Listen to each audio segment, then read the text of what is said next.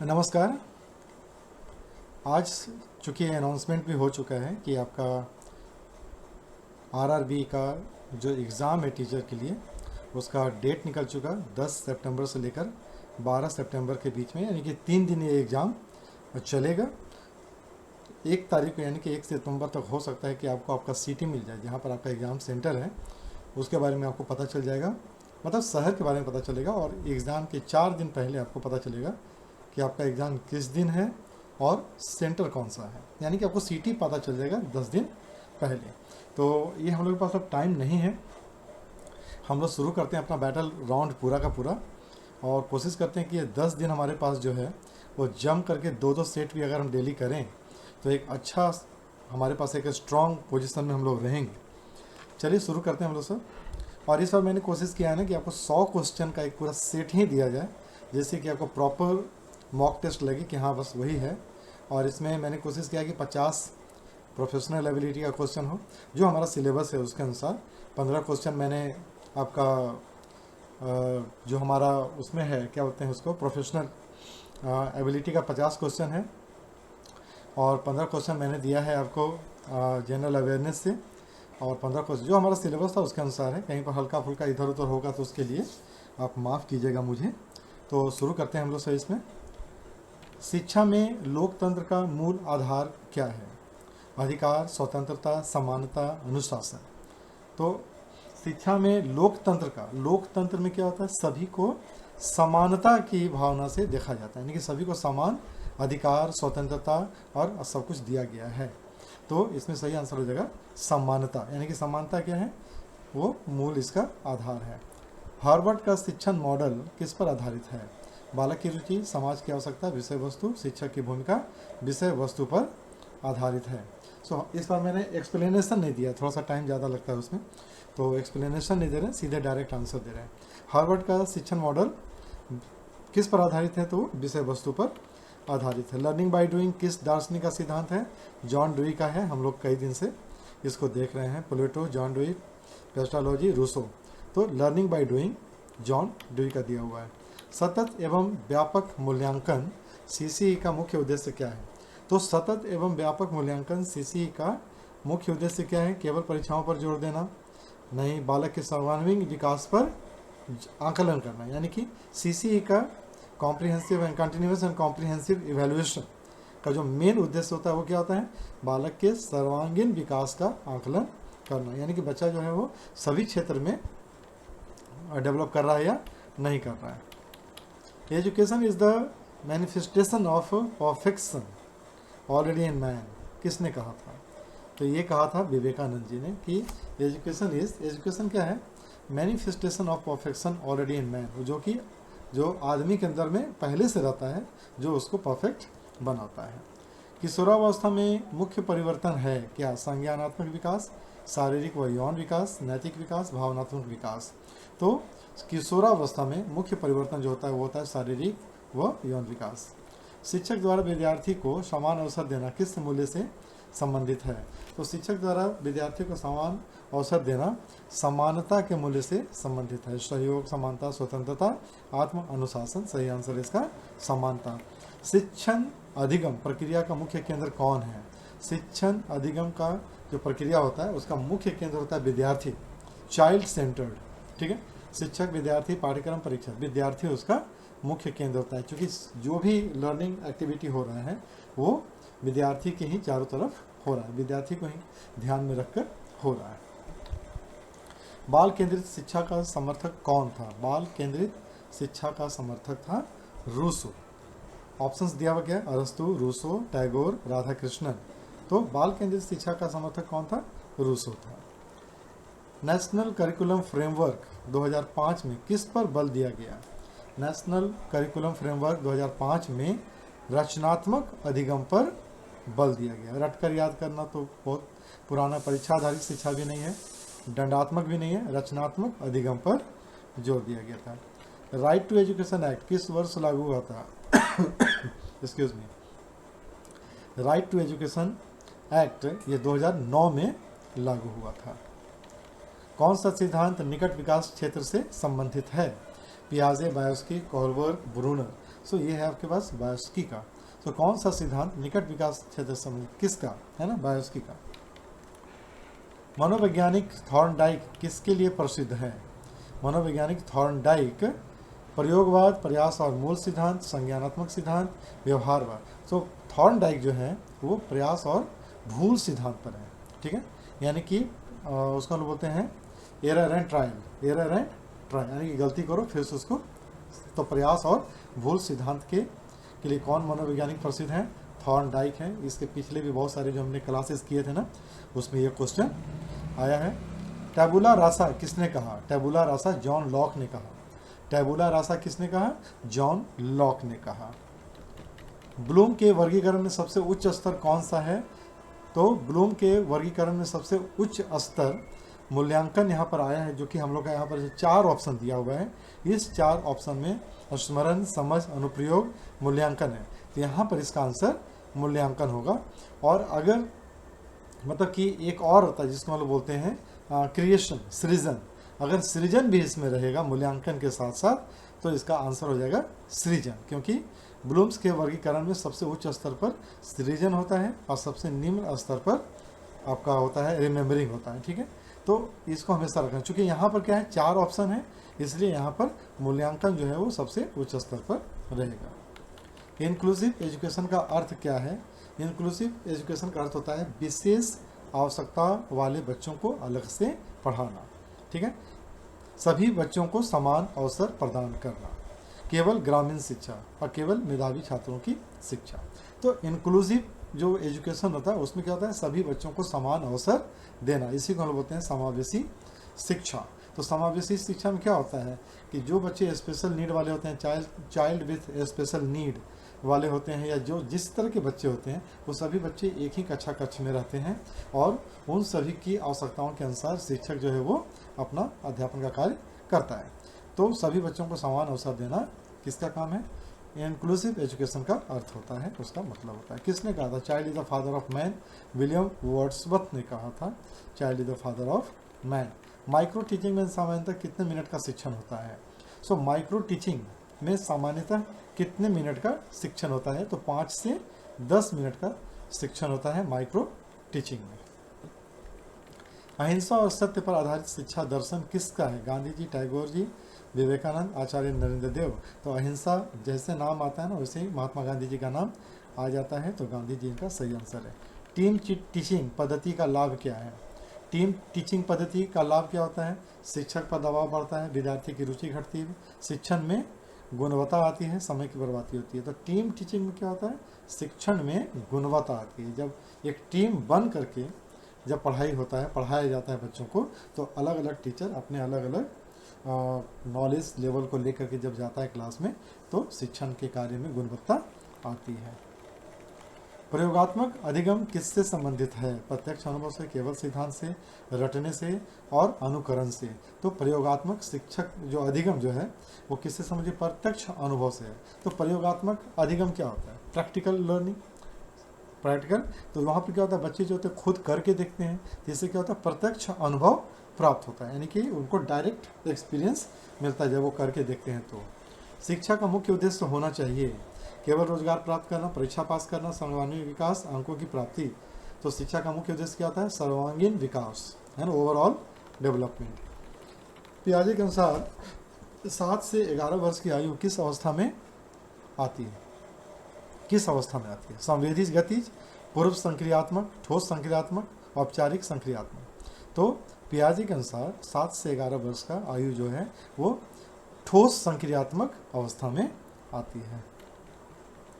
Discovery method का संबंध किससे है? डिस्कवरी मेथड का संबंध ब्रूनर से है।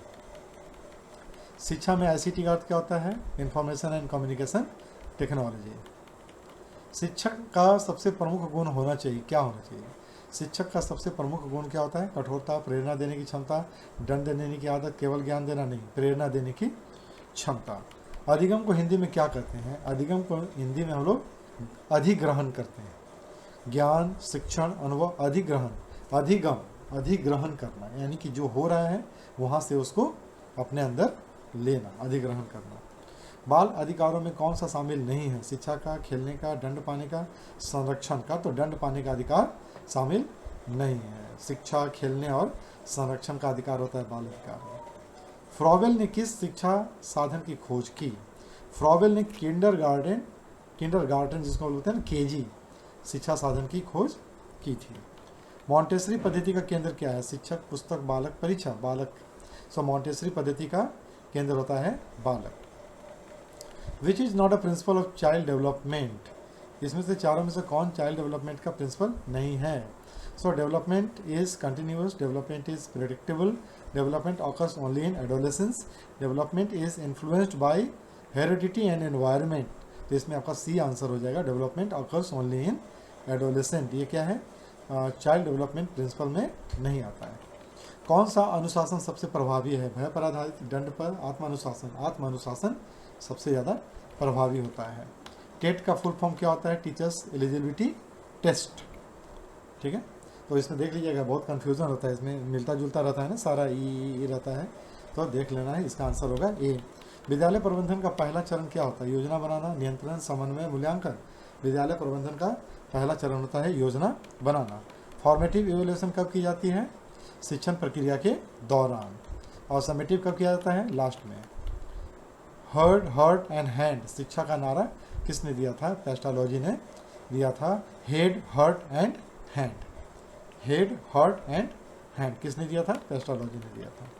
कौन सा सिद्धांत स्किनर से संबंधित है? Classical conditioning, operant conditioning, field theory और गेस्टल्ट थ्योरी। ऑपरेंट कंडीशनिंग जो है वो स्किनर से संबंधित है। और ऑपरेंट जो कंडीशनिंग है वो किससे संबंधित है? स्किनर से संबंधित है। प्रोजेक्ट मेथड का प्रस्ताव किसने दिया था? प्रोजेक्ट मेथड का प्रस्ताव किलपैट्रिक ने दिया था। प्रोजेक्ट मेथड का प्रस्ताव किसने दिया था? तो किलपैट्रिक ने दिया था। बैक टू नेचर का नारा किसने दिया? प्लेटो, रूसो, अरस्तु, गांधी ने। तो रूसो ने कहा था कि बैक टू नेचर, प्रकृति की ओर लौटो। इवैल्यूएशन का उद्देश्य क्या होता है? केवल अंक देना, दोष निकालना, सुधार और उन्नति करना, छात्रों की तुलना करना। इवैल्यूएशन का उद्देश्य होता है सुधार व उन्नति करना। एनसीईआरटी की स्थापना कब हुई थी? एनसीईआरटी की स्थापना 1961 में हुई थी, है ना, 1961 में हुआ था। ये सब याद करने की चीज़ है, तुम इसको रट जाइएगा। डाल्टन प्लान किस देश से संबंधित है? डाल्टन प्लान अमेरिका से संबंधित है। England, America, Germany, France. तो डाल्टन प्लान जो है वो अमेरिका से संबंधित है। एक्सप्लेनेशन नहीं दे पाए क्योंकि जल्दी था बनाने के लिए, क्वेश्चन भी तैयार करना होता है ना, तो थोड़ा सा उसमें ज़्यादा टाइम जाता है इसमें। शिक्षा का जनक किसे कहा जाता है? शिक्षा का जनक कहा जाता है कॉमेनियस को। शिक्षा का जनक कॉमेनियस को कहा जाता है।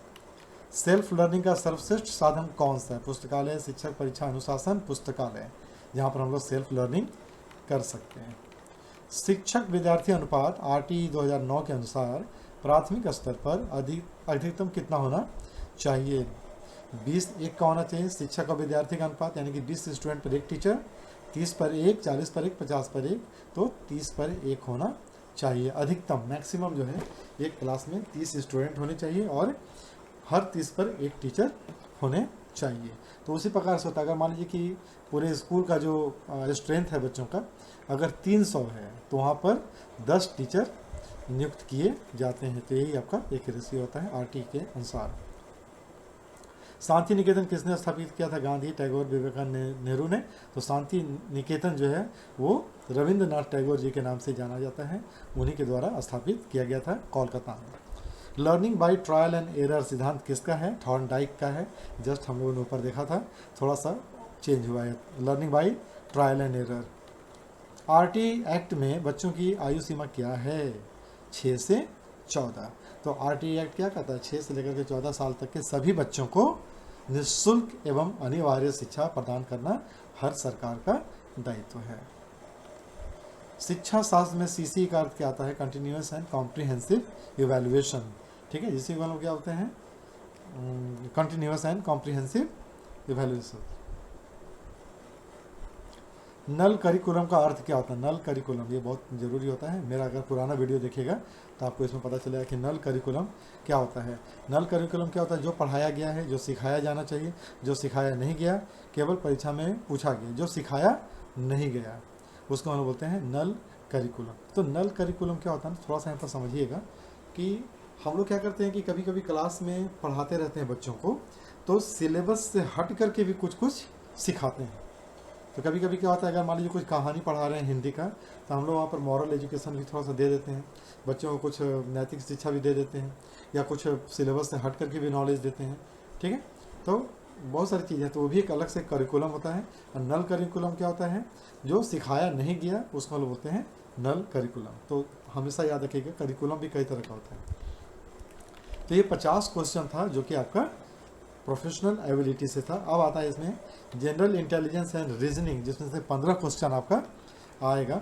इसमें मैं उतना ज़्यादा स्ट्रांग नहीं हूँ, लेकिन मैंने फिर भी कोशिश किया है कि यदि राम को 36 रिप्रेजेंट करता है, RAM को 36 रिप्रेजेंट करता है, कैट 24 रिप्रेजेंट करता है, तो DOG कितना रिप्रेजेंट, किसको रिप्रेजेंट करेगा।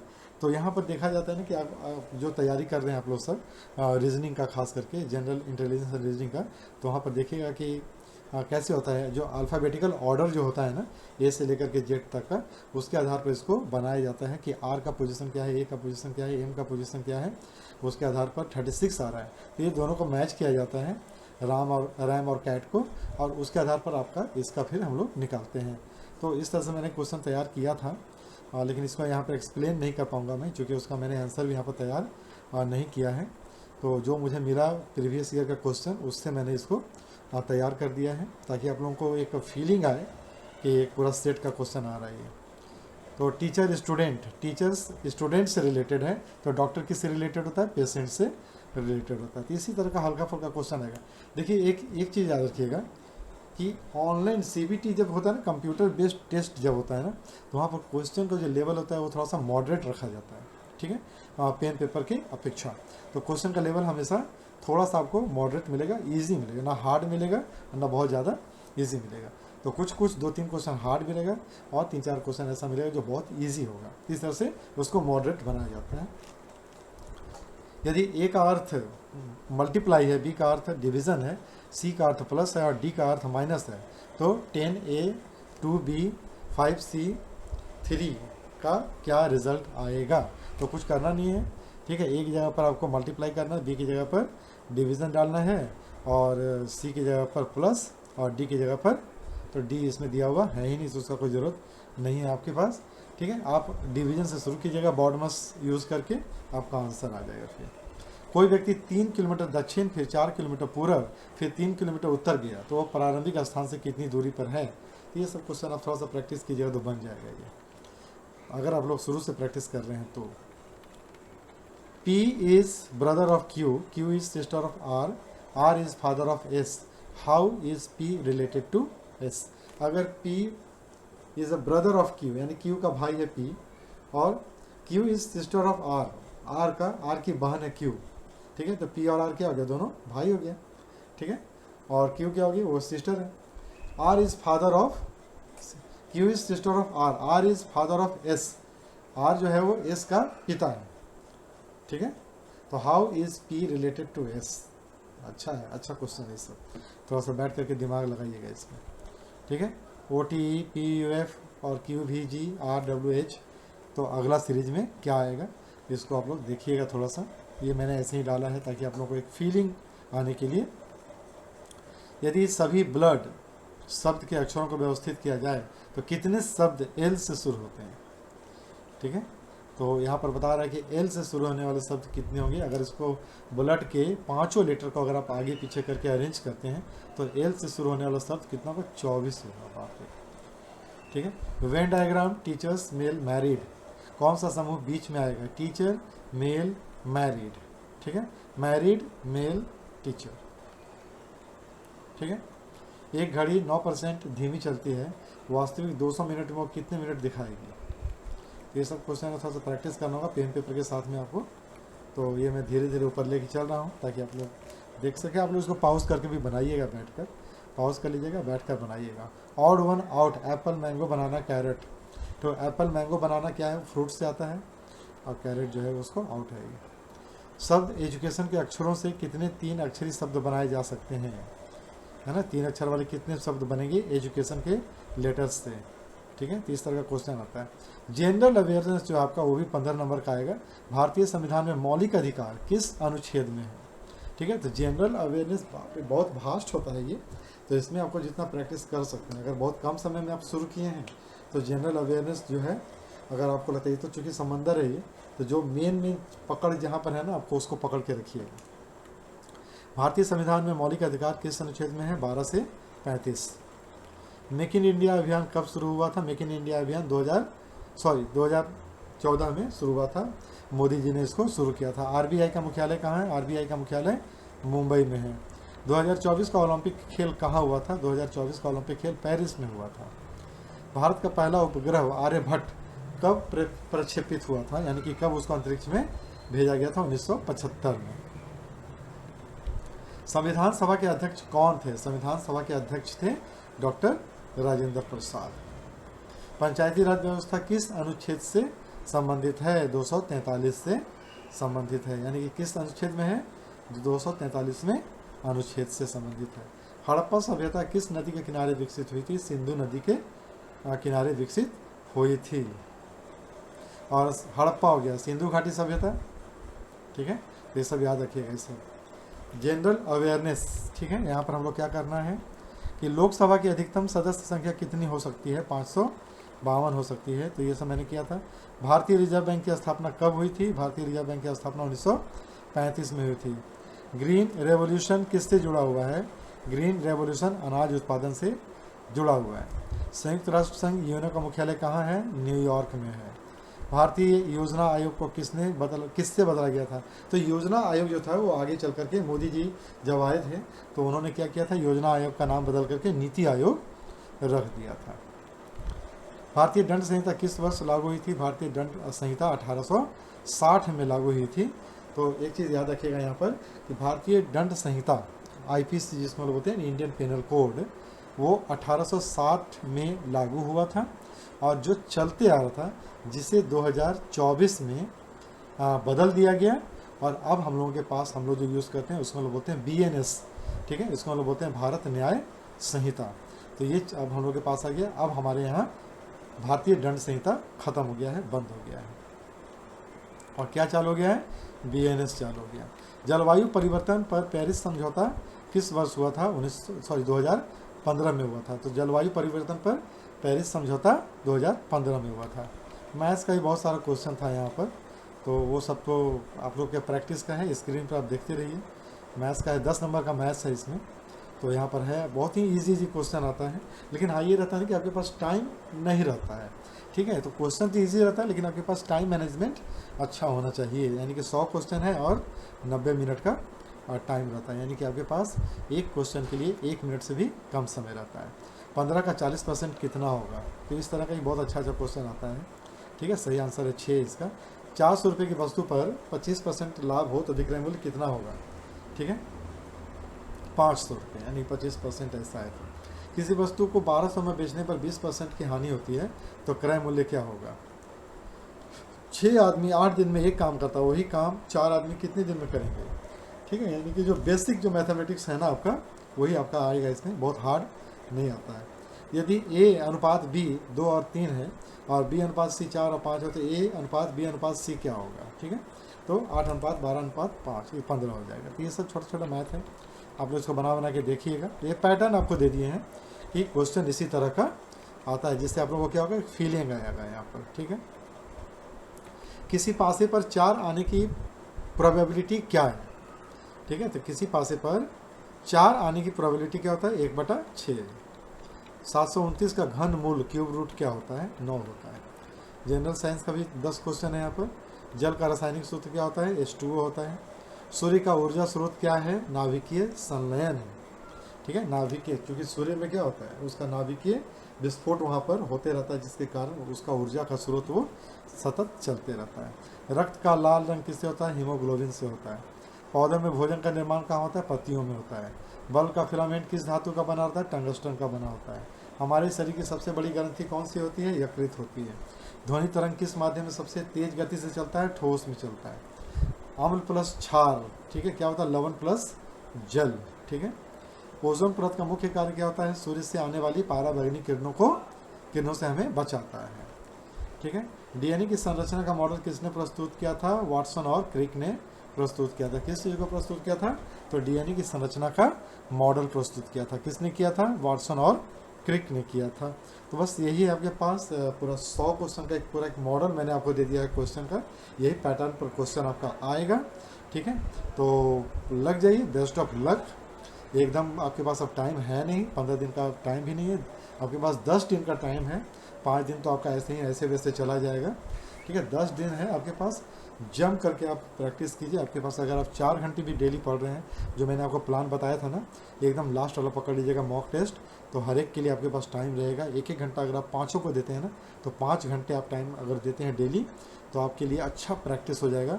और हर शाम को मैं आपके लिए कोशिश करूँगा कि मैं कल से 2-2 सेट मैं आप लोगों को दूँ, ताकि आप लोगों को अच्छा लगे। आइए, इस क्वेश्चन का मैं PDF आपको दे दूंगा। बहुत सारा रिक्वेस्ट आ रहे हैं, मैं किसी का दिल तोड़ना नहीं चाहता हूँ। ठीक है, आप लोग पढ़िए, निकलिए, और मेरे लिए सबसे खुशी का बात यही होगा कि आपका जॉब लग जाएगा कहीं पर, आप अच्छा काम करेंगे। ठीक है, चैनल वैनल तो चलते ही रहता है, दुनिया में सबका चल रहा है, और मेरा इस धरती पर आने का जो मुख्य कार्य है वो यही है कि मैं सबको पढ़ाता रहूँ। और अगर मेरे पढ़ाए हुए अच्छे कर रहे हैं काम, तो उससे बड़ी खुशी मेरे लिए और कुछ नहीं है। मैं PDF शेयर कर दूंगा श्योर। जो जिनका व्हाट्सएप मेरे पास आया है, जिन्होंने मेल किया है, उनको मैं तुरंत मेल कर दूंगा। ठीक है, आज नहीं तो कल सुबह मैं मेल कर दूंगा उन्हें, और व्हाट्सएप पे है तो मैं व्हाट्सएप पे ही PDF आपको शेयर कर दूंगा। मेरे तरफ से, अपनी तरफ से मेरे लिए आप कुछ भी अपने दिल में ना रखिएगा। ठीक है, प्यार देते रहिए, इसी तरह से पढ़ते रहिए आप लोग सब। और कभी नहीं मैं चाहूँगा कि आप लोगों के दिल में मेरे लिए आए कि सर ने मांगा था मैंने नहीं दिया, ऐसा कुछ नहीं है, सब आप ही लोगों के लिए है। ठीक है, तो मैं उसको मैं शेयर कर दूंगा, आज ही शेयर कर दूंगा। ठीक है, तो पढ़िए आप लोग जम करके, बेस्ट ऑफ लक, तैयारी कीजिए। मैं कोशिश कर रहा हूँ कि फिर से आपके लिए 2-3 मैं सेट बनाता चलूँ, और फिर कल मैं आपको 2 सेट दूंगा। ठीक है, आप लोग पढ़ते चलिएगा, अपना प्रैक्टिस आप लोग बंद न कीजिएगा। ठीक है, तो लग जाइए आज से पढ़ाई में आप लोग। तब तक के लिए शुभ रात्रि, गुड नाइट, सबा खैर।